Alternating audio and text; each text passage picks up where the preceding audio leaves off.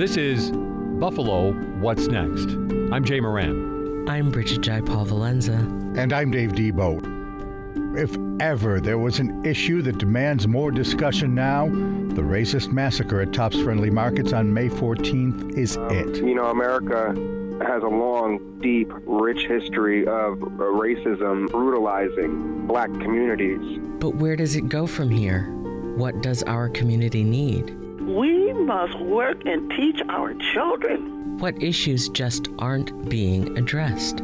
As long as we keep doing the same thing, we're just sitting ducks for the next mass shoot. That's all you can say. This is a new program. Every weekday, we'll set aside this hour to hear from the community about issues that can no longer be held back. We need to make a concerted effort in our nation, in our institutions, and yes, in our family. And good morning, this is Debo. Today on the program, education, but not just through the lens of segregation and racism, also with a report on Juneteenth and how it's being taught in rural schools. That's all coming up next with Brigid Jaipaul-Valenza. Also a little later on the program, activist John Washington will be here with Jay Moran. But first, sports writer John Wawrow. You've seen his bylines on stories about the Bills and the Sabres. And when the shooting happened, he did what writers do. He wrote something. His essay on why it doesn't matter that the accused shooter isn't from here is online at WBFO.org. If you get a chance to read it, it really is some compelling material. But in the meantime, let's chat a bit about it with John. John, thanks for being here. No problem. Thanks for having me on. Tell me a little bit about the premise that you had when you wrote the column. Basically, that all the people that say, oh, the shooter's not from here, are missing a certain point. What's the counterpoint that you'd like to make? Well, the point I wanted to make, I don't want to down. Here's the thing: I was on vacation and I felt helpless, like in with my colleagues covering this story, and I felt it was important for me to at least exercise my mind and exercise my brain, and exercise my journalistic instincts and reach out to people that I know, and to have them speak for Buffalo, to have a voice, to have Buffalo's voice out there as to what, and because Buffalo is a unique town. It's a town that I've lived in for 22 years, and it is a place that really prides itself on community.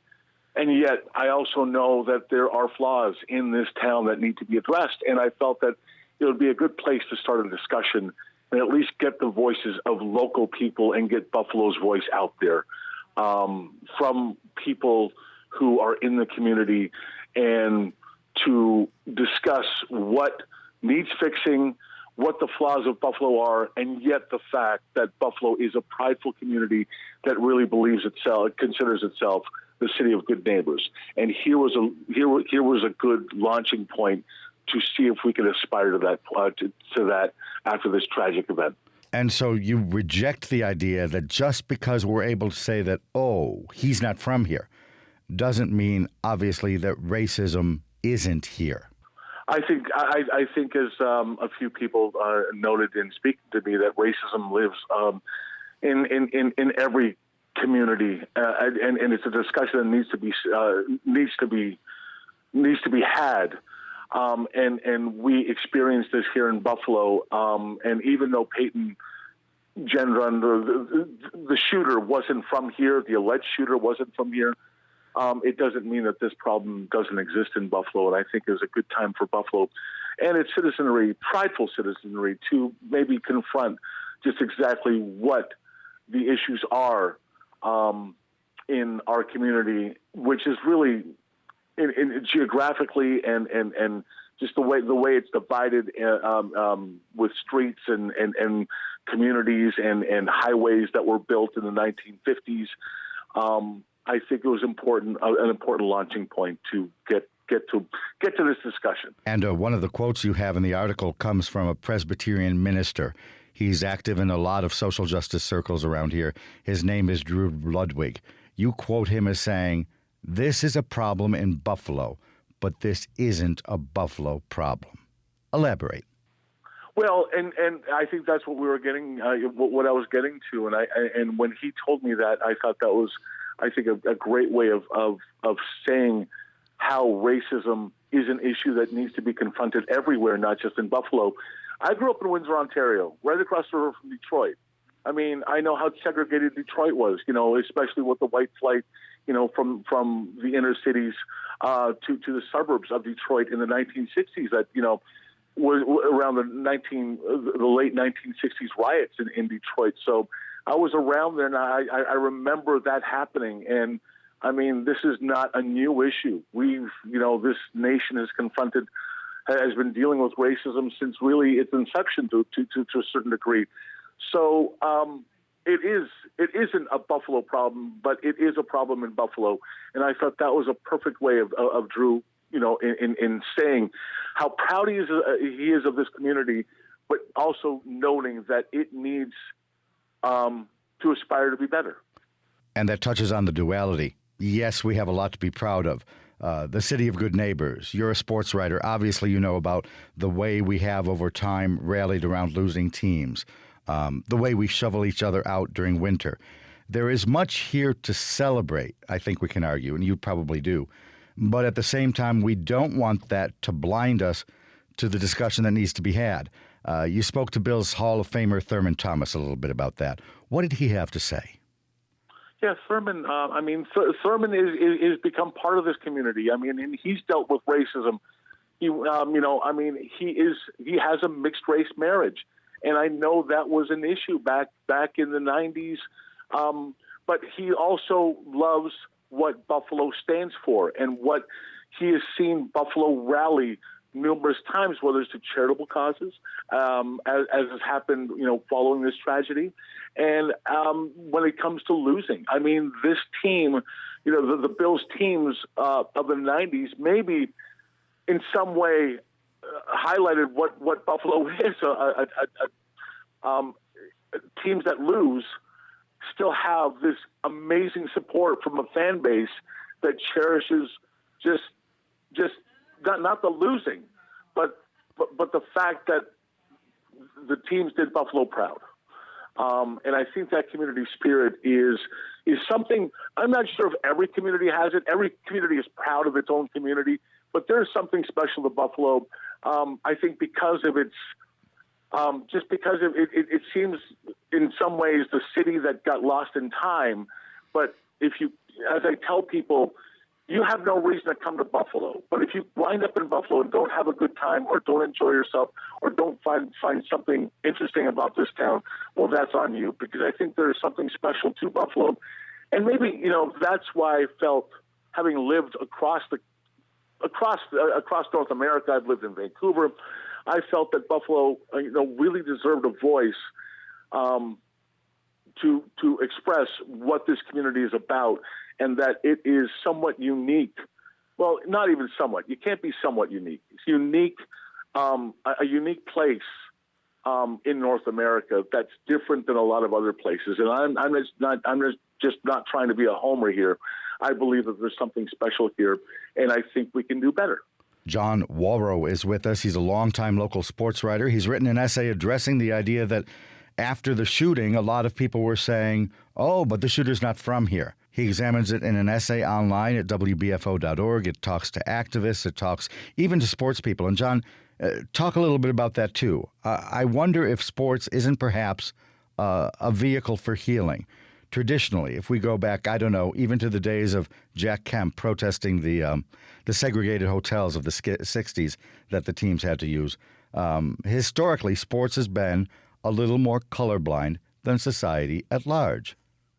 That's very true. I think, and that's especially true. I think in football, where there is the Bills in specific, have had numerous in-house locker room discussions that are closed to the media, in the aftermath of George Floyd's murder, in the aftermath of in determining whether to kneel or to follow, and following Colin Kaepernick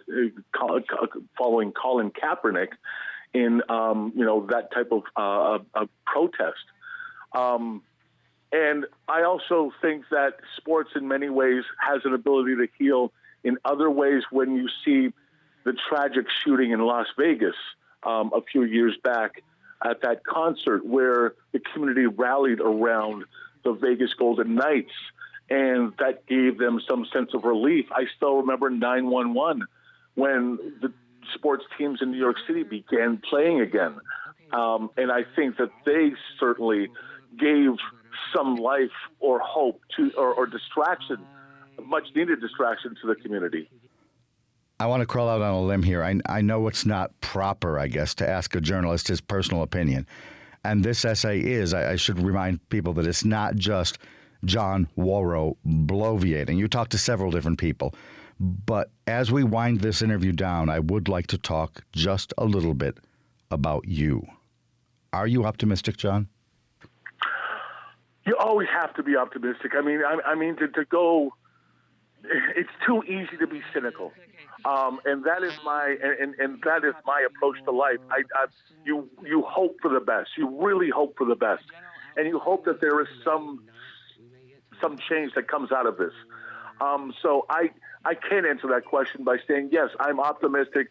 It's not easy, but there's a lot of words that that are said, but we need action, and I guess we'll see down the road. But if you stop being optimistic, then the cynicism will just weigh you down. And lastly, John, a question that I like to end a lot of interviews on, but especially on this topic in this time. What does Buffalo need? Oh, I think we saw it. I think we saw signs of. I'm not. That's a tough question because Buffalo needs a lot of things. But what really gave me optimism, or maybe a sense that we are moving forward, was I spent time, at a corner watching the Pride Parade with my wife a few weeks back, and to see a celebration of multi-races, multi-genders, what have you, and to see that parade run for 2 hours. I have never seen a 2 hour long parade. We left with maybe, and it was still going on. But to see that celebration, I think really showed, and not that far away. I mean, I think it really showed Buffalo's community spirit to have that amount of people show up for something and to really celebrate. It was the Pride celebration, but I also happen to think that there was a celebration of Buffalo that it's maybe sorry, getting a little emotional here because I think it showed Buffalo's true spirit. John Wawrow, thanks for joining us. Thanks, Dave. I appreciate it. John is a local sports writer. He covers the Bills and the Sabres. His essay is online at WBFO.org. Up next, Brigid Jaipaul-Valenza on education. And later, Jay Moran with activist John Washington. Much more to come. Stay with us. It's one thing to love public media, but it's a special thing to support it. Consider this. If you've got a car you don't need anymore, or you've got one that's simply too expensive to repair, arrange to donate it to Buffalo Toronto Public Media. It's easy for you. Pickup is free, and it could be worth hundreds of dollars in support. Here's how to get started. Go to WNED.org/vehicles. This is Buffalo What's Next, where we have conversations with the community about moving forward. To have your voice heard, press the Talk to Us button on the WBFO app, and we'll work to get your questions and comments on the air. Join us on Twitter at WBFO or email us at news@WBFO.org. Together, we'll have the conversations that are needed. This is WBFO, your NPR station. Thank you for joining us. I'm host Brigid Jaipaul-Valenza. Later in the program, host Jay Moran speaks with John Washington, Afrofuturist at People's Action. First, though, this Sunday, the 19th, marks Juneteenth, which recalls the day in 1865 when U.S. soldiers freed the last remaining Confederate slaves in Galveston, Texas. In Western New York, educators find themselves figuring out how to present the story of emancipation to their students while including the recent Buffalo mass shooting into conversations about race. another challenge for many school districts, explaining this important story in the African American experience to a mostly white student body. WBFO's Michael Moroziak found out how one such district did it. It's a recent Wednesday morning along Jefferson Avenue. Weekly food distribution projects and markets are setting up not far from the still closed Tops. And on this morning, Deanna Cummings has just finished a cup of tea before running errands. Earlier in the week, she was in the Springville-Griffith Institute School District performing as Harriet Tubman. I feel as if they really get to see and hear more about, you learn more when you see it. And the children, they really liked me coming in and telling them about Harriet and the experience that Harriet had. And they get more out of that than just by reading it in a book. Cummings plays the legendary Underground Railroad figure in many schools. It was one of the lessons Springville-Griffith teachers and administrators used this month to educate their students about the African American experience. Springville-Griffith's student population is, according to Superintendent James Bialysik, 94% white. But we're diverse in lots of different ways, too. And so that's why we keep coming back to those ideas of kindness and acceptance, because those are transferable regardless of what type of differences you're talking about, that we want to be accepting of everyone, regardless of their background, regardless of what they've been through. We want to make sure that we're always treating people the right way. And so I think it's important to build that capacity, especially when you're in a district that is not as diverse in terms of race, that students understand that there are lots of differences out there in the world, and regardless of those differences, we always want to be treating people the right way. There was the challenge of making sure students were given an appropriate lesson about Juneteenth earlier in the month. By the holiday itself, regular classes have ended, and many students are taking final exams. And then there was last month's tragedy. Drew Biter, a middle school social studies teacher at Springville-Griffith, explains how they inserted a racially motivated act of violence into their lessons. What we try to do here at Springville is make sure that our students connect to the fact that ending racism begins with them. But this Juneteenth holiday is one that's, I feel, and very strongly I know our superintendent and school board does as well, it's not an African American holiday. It's one about human freedom. So when people found out about the liberation of the slaves, when the slaves found out about their liberation, of course they were joyful, and they should be. So this holiday is commemorating that very American moment. But today in Springville and in Kenmore and in North Tonawanda, we're all African American, especially after the tragedy of what happened at Tops. Bialysik adds that while Springville is more than 30 miles from downtown Buffalo, people in his town consider themselves a part of Buffalo. I think most people that you talk with, if you ask them where they're from and they live around here, they're going to say, I'm from Buffalo, right? Like we all identify with that city, that area. We have a lot of pride. And just because we're 25 minutes south doesn't mean that we have any less pride in our city and all the things that Buffalo represents and all the wonderful things that have been happening in that city in the last 10 years. I mean, it's been a great renaissance, and I think it hurt all of us regardless of where we live in the Western New York area when that happened. And we all, feel terribly for the families that experienced loss. We feel terribly that it even happened. And so, from that perspective, we're all part of a Western New York community, and so we grieve just like everyone else does.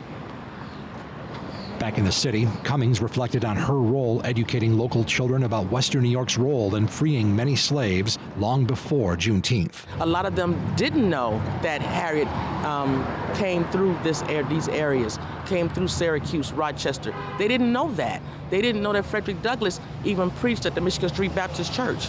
And then he would go over and preach at the AME Zion Church, Episcopal Church. So they didn't know that. They didn't know that a lot of the histories that happened is happening right here in Buffalo. I mean, we have the Michigan Street Corridor.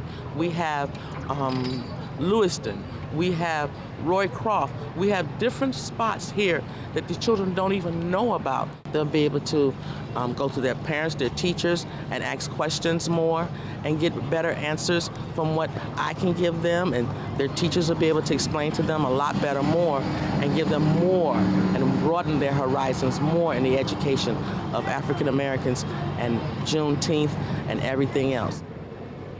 Cummings is among those looking forward to the weekend celebrations of Juneteenth in Buffalo, the first since the COVID pandemic, and it's a welcome festive occasion for a community that is just beginning its long journey towards healing. Michael Mroziak, WBFO News.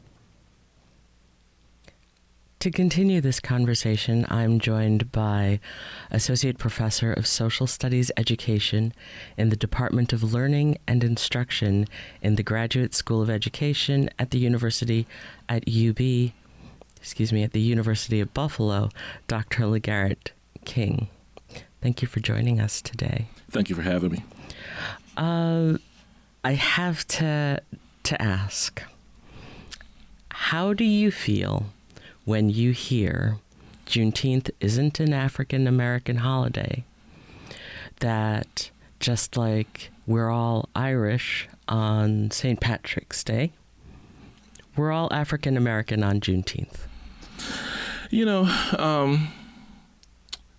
it's hard. I did kind of raise my eyebrow, you know, when I heard that, but I understand that it's coming from a good place, right? Mm-hmm. My biggest concern about, you know, any of this advocacy, right, is well, what are we going to do about it, right? So if this is within the school system, not only are we focusing on Juneteenth or any other emancipation days that Black people have been celebrating, you know, for a long time, what policies are we doing in our schools to make sure that our curriculum is more equitable and diverse? You know, how are we treating our Black and brown students in our school spaces, right? The action, I think, is more important than the words, and so we're, it comes from a good place, right? But the histories are a little bit different. The collective of our country just figured out about Juneteenth, right?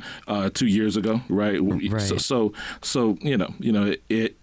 it's just one of those things. I don't want to be discouraging.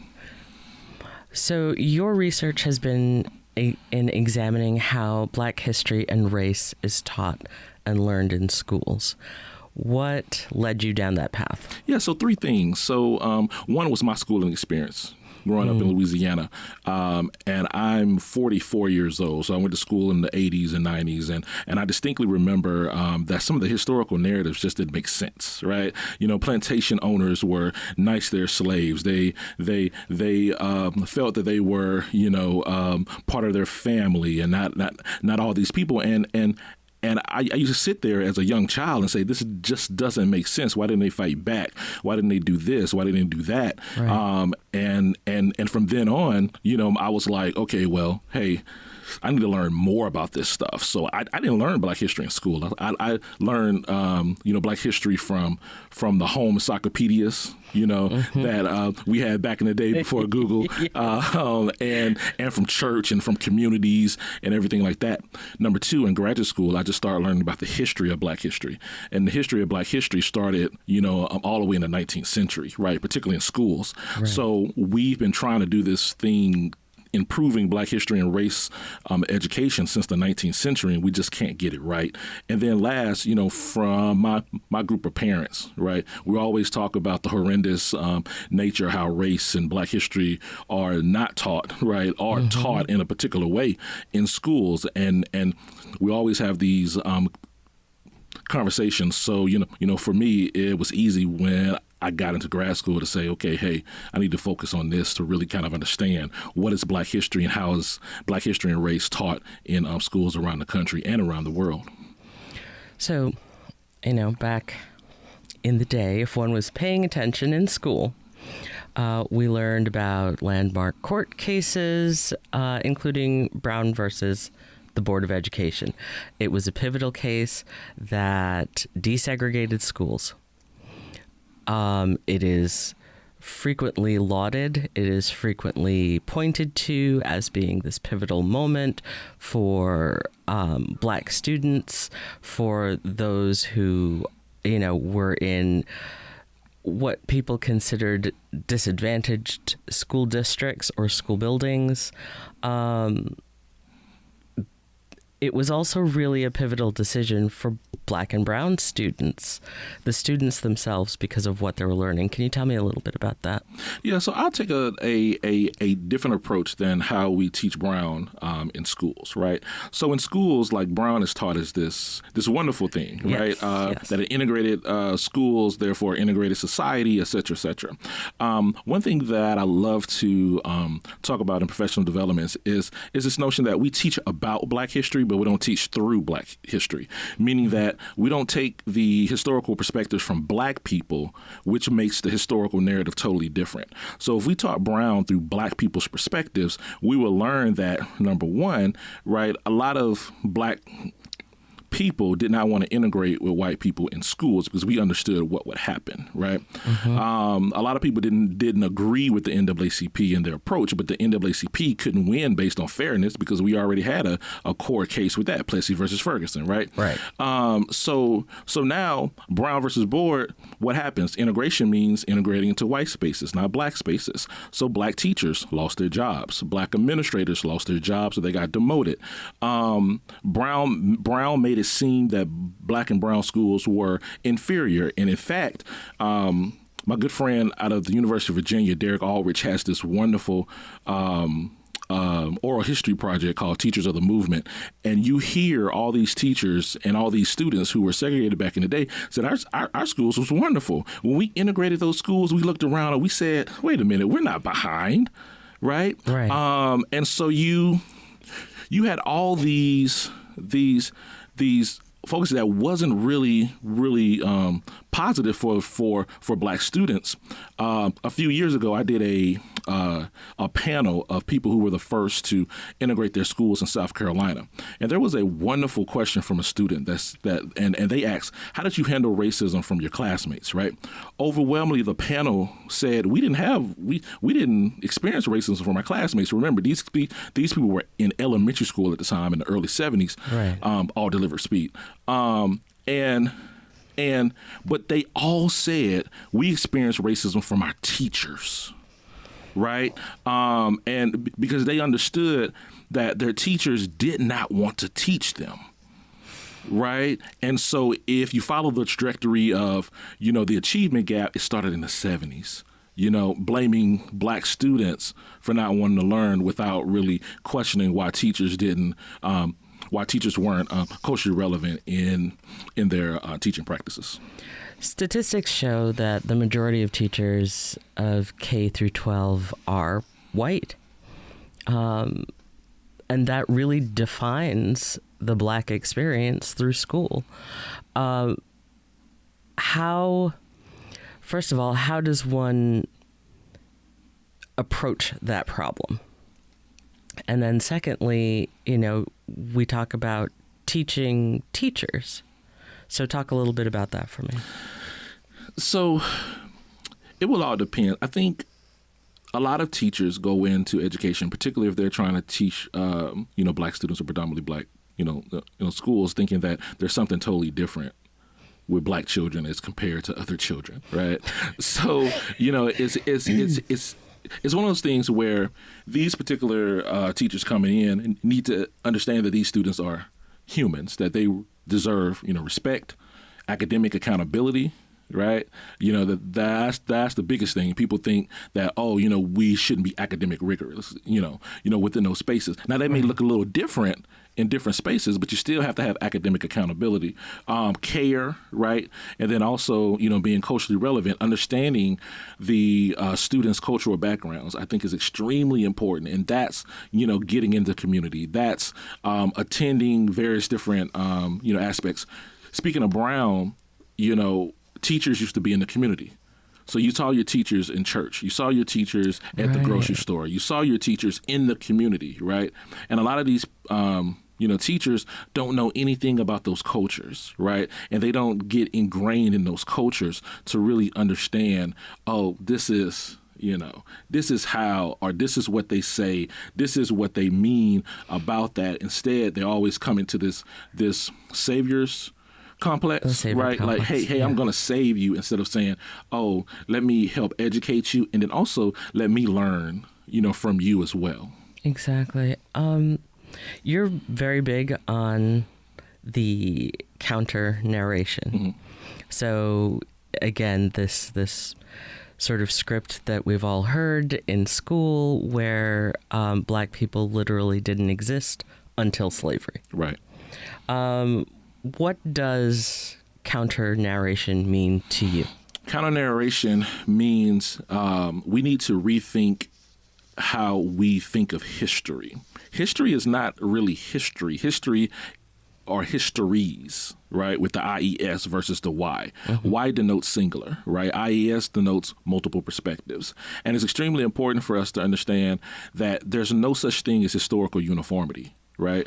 Everyone has historical experiences that are totally different, and that all these people deserve and they respect to have their histories told. Right? So the counter narrative is, how do we expand the historical narrative from the Eurocentric model that we have right now? And that's a fact. Scholars have been talking about the Eurocentric model of education, as early as the early 20th century, right? 1900 and so it is extremely important to bring multiple narratives. So histories instead of history. We were talking before we came on the air about how, history isn't a static thing. It isn't what you learn in a textbook and the things that you're taught in school. It isn't static. It is constantly in motion, because we ourselves as a people are constantly in motion. We are learning. We are challenging things. We are asking questions and finding out, certainly, that history from one point of view is much different than the other points of view. And that's really important to remember as students go through school, as teachers teach this information. I'm talking to Dr. LaGarrett King about Black education. Tell me about critical race theory. Dun, dun, dun, dun, right? The name critical race theory strikes fear into the hearts of white parents. So critical race theory is a subject, academic scholarship that, explores, how race and racism has been reified in our society, right? It goes past kind of this individual understanding of racism, right? Because someone called you the N-word or someone said, I don't like Black people, the average person kind of sees that as, racist, where CRT kind of explores notions of systemic racism, how society, does that, intersectionality, and all these particular, aspects. Now, I would push back just a little bit to say that the majority of white parents are fearful of CRT.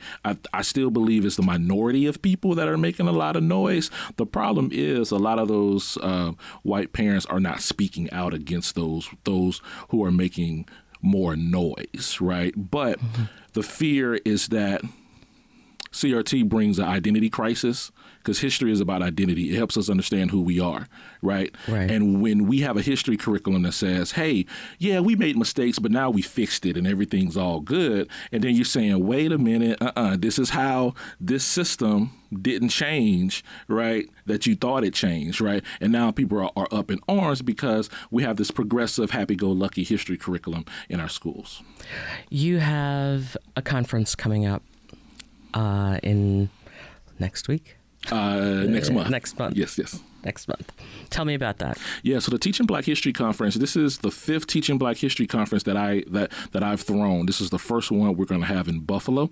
And it's a conference that convenes educators and Black history proponents from all over the world to learn about the most effective Black history curriculum practices and instructional practices. So we have 3 great guest speakers, over 50 teacher workshops, over 3 days at City Honors High School on July 22nd through the 24th.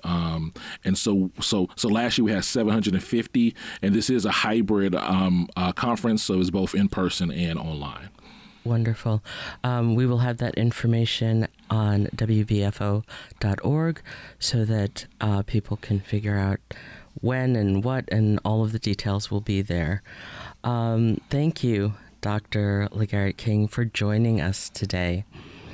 Up next is Jay Moran with John Washington. Stay with us. One of the best ways to support WBFO is to become a valuable sustainer. It is the most mutually beneficial relationship we can have with our members. Whether you give annually or monthly as a sustaining member, you allow not only us, but also yourselves to be financially prepared throughout the year. Plus, the amount you give is entirely up to you.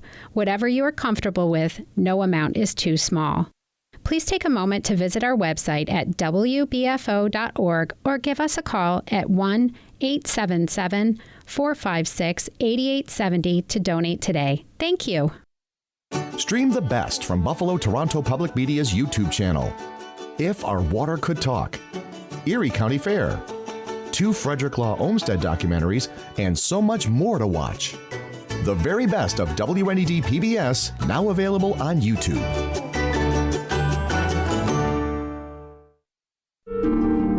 You're listening to Buffalo What's Next.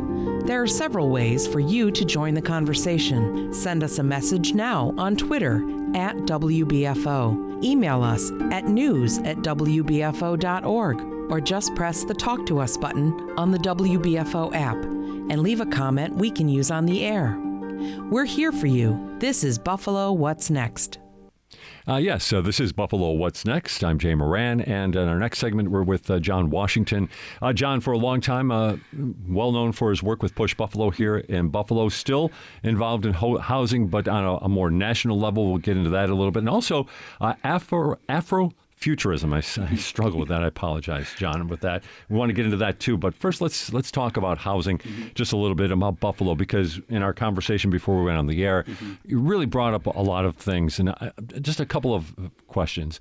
First of all, in terms of evictions from the BMHA, the Buffalo Municipal Housing Authority, how many do they have each year? They file about 4,000 each year, and they're the biggest evictor in the city of Buffalo, and one of the worst public housing authorities in the nation, if not the worst. And when you were with Push Buffalo, obviously you dealt with it to a certain extent, but now that you're doing this more on a national level, you have other scenarios to compare to. Yeah, so there's a national public housing crisis, and there's been since 1999, it's actually been illegal to make investments in public housing.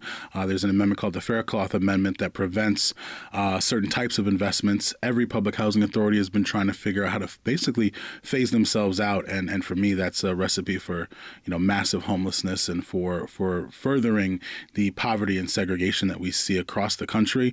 But looking around the country, I think Buffalo has the worst, is the poorest, most segregated, and most corrupt city in the country, and I think that feeds into why the East Side is 92% black, why we have some banks that are redlining our communities and keeping people from being able to own their homes, and why people in the city that has the worst housing stock, the oldest housing stock, are suffering so much, and specifically, black people whose homes are typically worth less, undervalued, who struggle to get home ownership because of redlining, who are forced into then a rental market that also, doesn't treat them with full dignity. And I think these are really important things to highlight that people, I think some people think that we've gotten a lot further around housing than we actually have, because they see like nice new shiny buildings, but actually things have been getting a lot worse.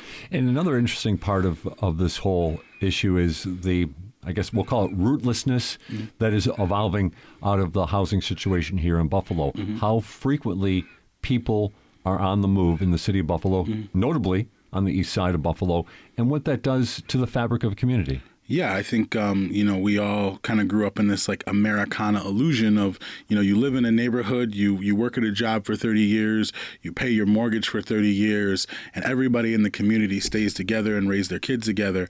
The reality is the average person in America now is moving once every 18 months. And that's average. That's the average person, right? So that means poorer people are moving far more often, and, because of the commodification of housing, because of how much money is in housing, because housing housing is federally backed, and that's what foreclosures and mortgages are about. Every mortgage creates more and more money. So when we talk about inflation and the pressure that's on the average person, it's the housing cost, it's the rent, but embedded in that, it's also the money that the federal government is putting into these mortgages and putting into housing, and the money that it's expected out. And so the more people that make money off of housing, the more it's going to cost, and the more people who are going to be poor. And the way our cities are designed, those poor people are going to be concentrated in black and brown neighborhoods. And Buffalo is the best example of that. And what that also does is it means that, we don't have neighborhoods in the same way, right? I think Buffalo is one of the last places in the country that still has a lot of real neighborhoods where you can find people who've lived there for 50 or 60 years, but that is eroding, that is going away. And people, as housing prices go up, people can't pay the taxes, or they're being forced to sell. They can't get the financing to fix roofs and foundations, so they're forced to sell. And then people are buying them up and renting them out and house flipping and making these doubles, and that makes for a really transient community. People are moving in, moving out, getting evicted, buying a house, but people are not staying together, valuing each other, and developing community in the same way that they used to, because they can't afford to. And when we talk about making a community, there's been a lot of discussion here on this program and elsewhere since May 14th that we need to be together, when there need to be spaces where we can be together. You have an interesting take on that, though. At the same time, there are great parks, but even the parks are segregated to a certain extent, or even to a large extent, and there is a structural problem that really plays into that. Well, I mean, the 33 cut the greatest park system in the world in half. And so we have public spaces, but we have, again, the worst public transportation infrastructure. The NFTA continues to cut bus routes, continues to treat riders as expendable, and really is just phasing itself out. And I think that means that people, especially people who don't have cars, don't have access to the same places. And it's why, in Buffalo, if it's very easy to get to the Elmwood, Delaware quarter. It's very easy to get downtown, but to move around on the east side, to move around even on different parts of the west side is incredibly difficult. And it means that people with cars and money are going to be in certain places, and people without them are going to be in certain places. And I think that it's by design. And I think that as a nation, and especially as our city, we have to start to look at, and being willing to look at every day, the fact that we live in an apartheid, right? There are separate systems for separate people here, and racism is a story that is told that says that black people are responsible for the ghettos that were created for them to be put in. When we talk about the Warsaw Ghetto in Poland, people are very clear that Hitler changed the rules for Jewish people so that they would be forced to live in that ghetto. And the average white American does not believe that about the ghettos of America. And the average person in Buffalo doesn't believe that about the east side of Buffalo. They believe that people deserve to live there. They deserve that their conditions, they don't look at the federal and local policies that have created those conditions, and how insanely hard it is for people without supports to come out of these conditions and be quote unquote successful. And I think that's what's really hard about this moment is that people are having to take an honest look at the fact that we live in a society that is just as segregated as it was.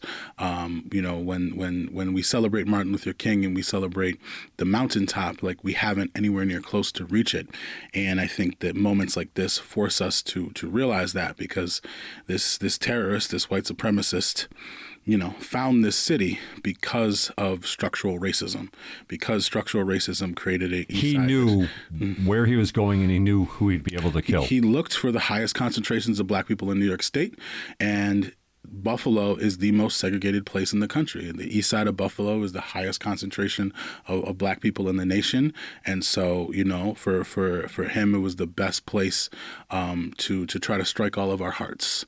And I think that he took the lives of some really powerful, beautiful, and amazing people, but they were there and they were put in that position because even the deacon, gave people rides. Like, he understood and was resisting this system of lack of access to transportation and the impact it had on his community.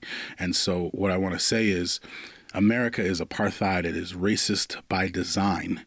And so, giving out food and raising money, and all of these things are great. But this city and most American cities are designed to produce these outcomes. And until we address the fact that this country was designed to segregate and to create this modern duality, this neoconservative, neoliberal politic, this left-right duality isn't just people's personalities. It's Main Street, right? And it's like one side of Main Street and the other. And it starts there. And until we start to change the way that we do federal policy, change the way that we fund cities, change the way that we resource communities and value communities and even just talk about them, all of this other stuff is gonna fade away. And we're going to be back in the same position that people like Robert Moses worked so hard for their entire lives to make sure that their legacy was the fact that the East Side was still going to be 92% black long after he died. Talking about how federal and local policy comes to a fruition in certain cases. We could talk about the feds, we could talk about local, but when it comes to the BMHA, it's kind of a combination of both in a lot of ways. And the BMHA, just 1 point above being in receivership. Explain what that means. Basically, if you look at the conditions, there was an investigation done earlier. We all know the conditions. People joke about them now because they've been so bad for so long. But people are living in conditions that violate the warranty of habitability, that violate every single federal policy on the books. There's a high level of corruption. We have a mayor and entire BMHA staff. They're under multiple federal investigations right now for contracts, for bid rigging. Even the Simonellis and Alan Colieros from Empire State Development were caught bid rigging. And so basically they're laundering the people's money in order to create jobs for people while people in the Perrys are living in suffering, while there's 700 empty units that easily could be online while we're paying the Buffalo Police Department. That could be, you've been in there, you've seen that, there's no doubt that could be done. They let them rot. They let them rot with the heat on for 7-8 years now. They evicted people out of them, and they made the explicit and I think illegal decision not to put new people in those homes. And they've just continued to let them rot and not maintain them. And so I think there's very simple ways that most people could get those units back online. There's an enormous amount of state and federal money to do so, but that's not the purpose of this BMHA. The purpose of this BMHA is to phase itself out. And if you look at all of the numbers, all of the behavior, all the decisions they make, it is not an institution that wants to last and serve people. It's an institution that gives out enormous contracts to people who have political connections, and is trying to set up the developer class in Buffalo to continue this segregation of again, giving them free land, free resources, no taxes downtown. And who pays most of those taxes are people in other neighborhoods that then can't afford them and have to sell them. And it's just this cycle, this loop that continues to push people further into poverty and make it harder and harder for them to live their lives. And I think the BMHA has a role. I think, City Hall has a role. Empire State Development and the state and the county all have a role. And I think that's what makes this moment really difficult for the average person in Buffalo is, everybody wants to help, but, everyone has also participated in making this the poorest and most segregated place. And so it's hard to hear sometimes that someone wants to help when this has been going on for so long. And I would think that average person would come back and say to you, I had no idea. Right. This is what I've supported because I always thought I was helping.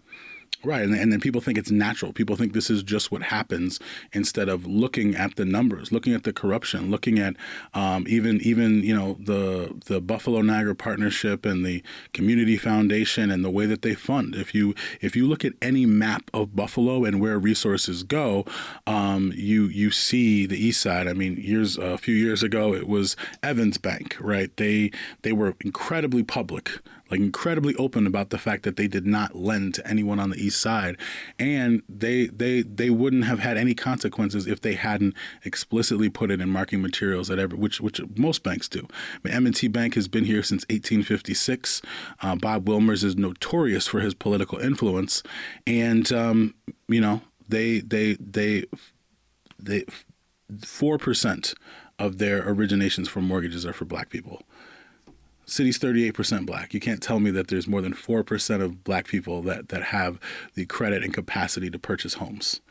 And so I think that, it's really hard for the average person to acknowledge that redlining and all of these other things, even though you might see a black realtor on Facebook with his thumbs up and selling a book to it, when you look at the statistics and the numbers, black people receive less than 4% of the lending in this community.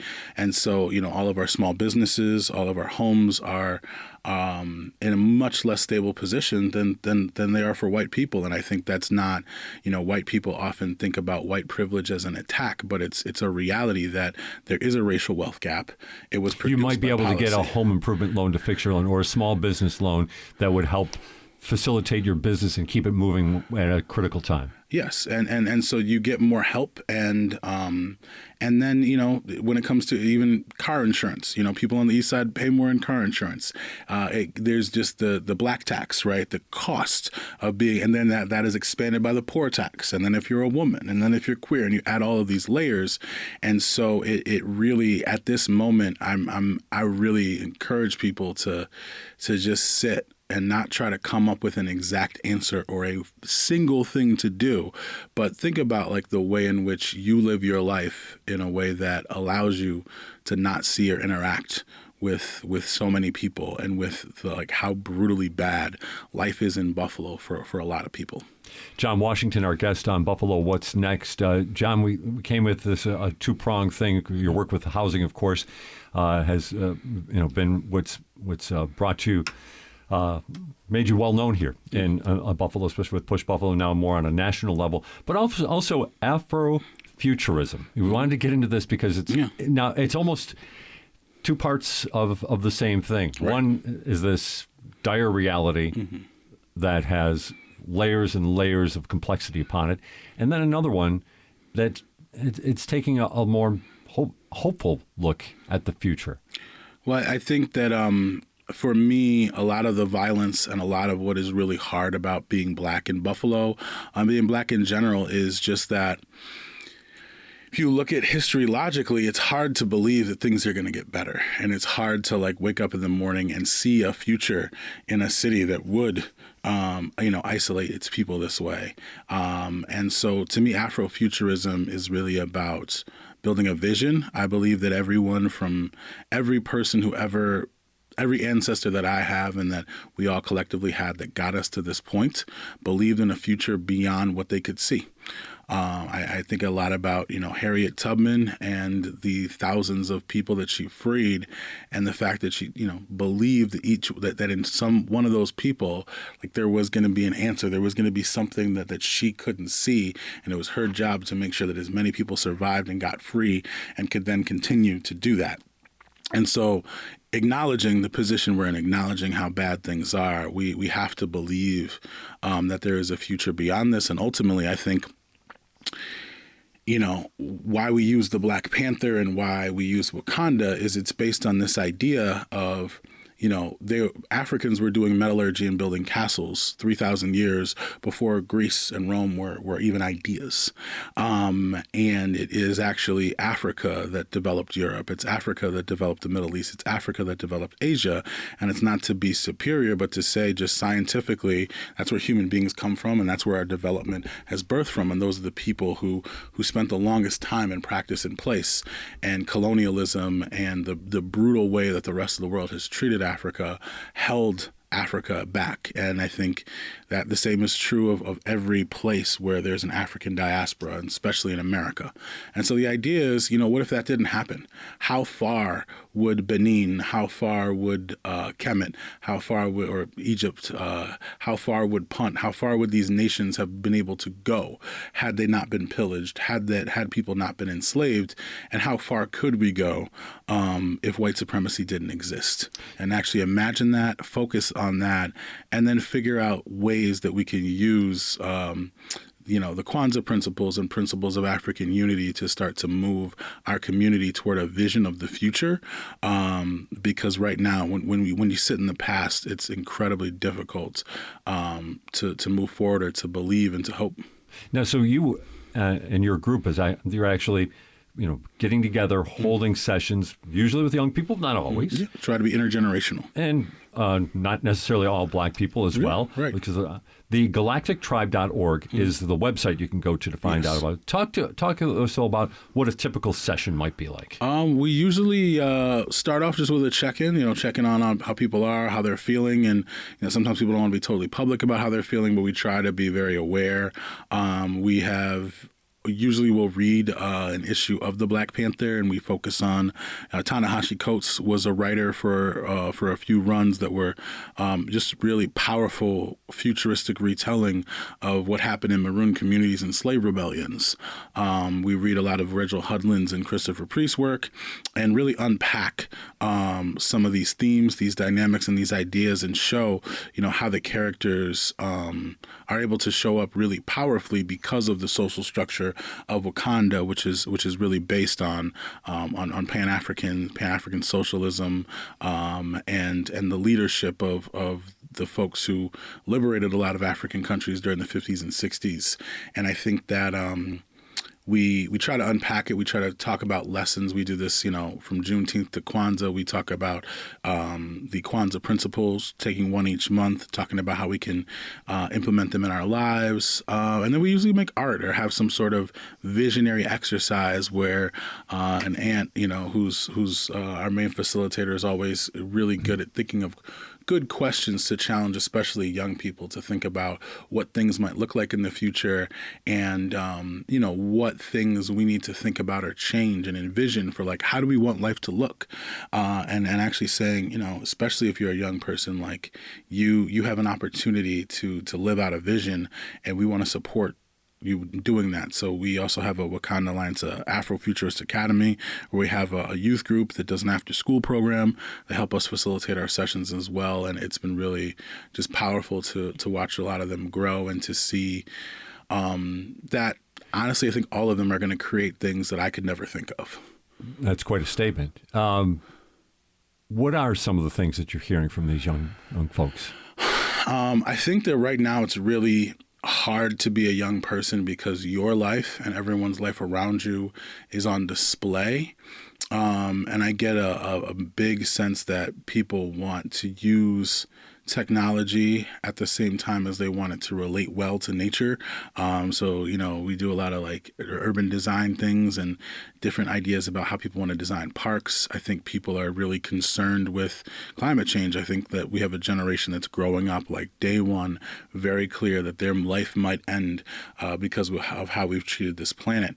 And so many ideas about transportation, about cars, about magnet trains, about public parks and spaces where, you can do yoga, do oxygen work, taking advantage of the advances in health and all of these things, and really putting them in public space, like putting them in places where everyone has access to them, is something that is a really through line. They want to be self-educated. I think a lot of them want to be guided in their education and not directed. Like, they don't want to be told, like, you need to learn about this.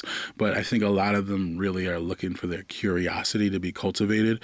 So much in music, right? Music and entertainment, and being able to have a studio like this that they could come to and play around with and learn in.